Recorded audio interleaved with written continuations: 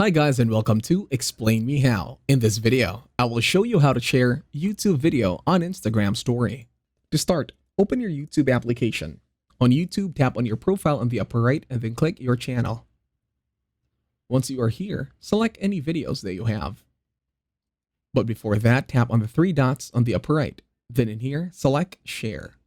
In here, select Copy Link. Once done, open your Instagram application in your mobile device. Now select the plus sign in the center. And then in the bottom corner, switch to Story. Once you are here, take a quick photo. Now tap on the smiling rectangle on the upper right.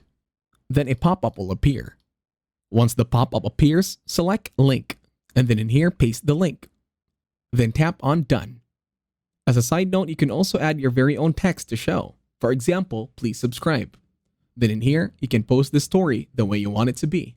And that's it. Thank you very much for watching. Please leave a like, share, and subscribe to the channel.